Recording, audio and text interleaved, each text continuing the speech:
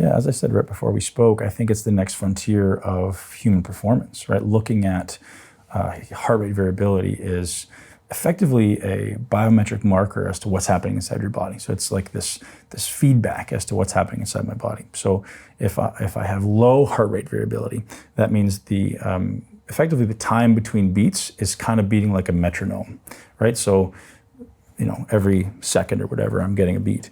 That's low heart rate variability. High heart rate variability is it's very variable between beats. You might have a slow amount of time, so the heart rate's fast, and may have a greater amount of time, but the heart rate slows down. So the variability between heart rate beats is very important, and it's kind of this result of having more parasympathetic inputs. So the sympathetic nervous system is very much like a metronome. It's like boom, boom, boom, boom, boom. Whereas when you get more parasympathetic inputs, it's more like erratic. And that sounds, most people think, well, that's not good. In reality, it's good. So when you take a breath in, your heart rate should go up. And when you take a breath out, your heart rate should go down. So Dr. Hamilton taught me about this idea of, there's people in the Russian cosmonaut program who on one breath in can get to 90 beats per minute, and one breath out can get to 40. That's the ultimate resilience. So imagine I'm preparing for an athletic endeavor, or I'm a hockey player, or soccer player, football player, and I'm ready to go. And I go, boom, I'm ready to attack, right? Well, do I want to stay up there, or do I want to go and come down? But knowing that as soon as I'm ready to go, bang, right, I'm ready to attack. Like any athlete, think about that, it's a superpower, right? If I'm a hockey player and I come off the ice, I'm going to sit down, and my heart rate's back to where it needs to be, my body's recovering, my body's breaking down the nutrients maybe that I have. That's heart rate variability. It's the ability to get up to a high amount of sympathetic stress so I can go and attack, and it's the ability to come back down and be completely at ease immediately, right? And that's this resilience factor, right? This anti-fragile factor. Like I want to be able to get up high and low, but like we talked about, most people live here, right? Most people can't get up, most people can't get down. They live in this reality of they're just these little small flux, this tiny flux between sympathetic and parasympathetic. So you'll see a very low heart rate variability. Right.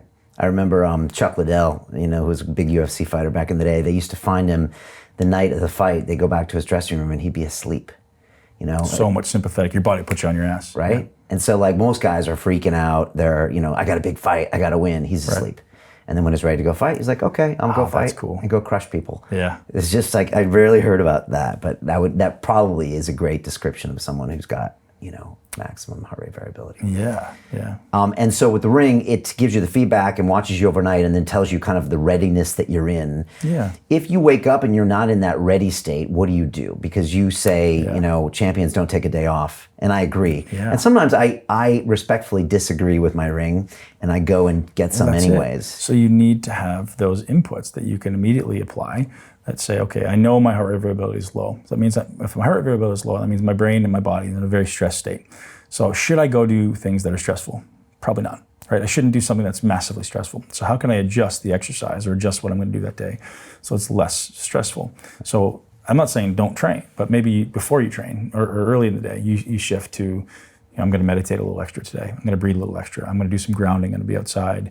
I'm going to spend a little extra time with loved ones. I'm going to do some yoga, some meditation, all your basic, what you would call a parasympathetic input, right? So things that are just going to plug in the human charger, right? The human battery, right. Things that'll fill you back up. And there's a lot of considerations there, right? So people who often want to train and kill all the time, if they're not paying attention to calories, that can drop your HRV too, right? So if I'm always in this fasting state or I'm not eating a lot, your HRV will drop because your body isn't recovering. So going out and crushing it that day is just going to drive it lower and lower and lower and put more stress on the adrenal glands, right? So we want to make sure that if we're in this stress state, we wake up in the morning and we see low heart rate variability, be conscious of the fact that your body needs more substrate to recover. So maybe that's a day to have more carbohydrate, right? Like, hey, let's put this up so it'll give my body a little bit more of this anabolic support with insulin and carbohydrate, right? Maybe a little more protein. And that's just how everyone should be guiding their nutrition and their training. It's like, wake up in the morning, this is what I have. I'm not saying let it be the end all and be all and don't train. Sometimes you just got to nut up and get it done. But maybe there's some things you got to do or you can do to support, right? So if I know having a little extra carbohydrate on that day will improve my HRV, will improve my resilience to this next stress I'm subjecting myself to, because the objective isn't to exercise always, right? The objective is to get the benefit of exercise, right? So I don't go to the gym because I have to go to the gym. I want to get better or I want to improve my brain or whatever. And if I'm in this stress state, it doesn't happen. It's an impossibility. right? So you're not going to build muscle, you're not going to lose fat, you're not going to learn new skills when you're in a stress state.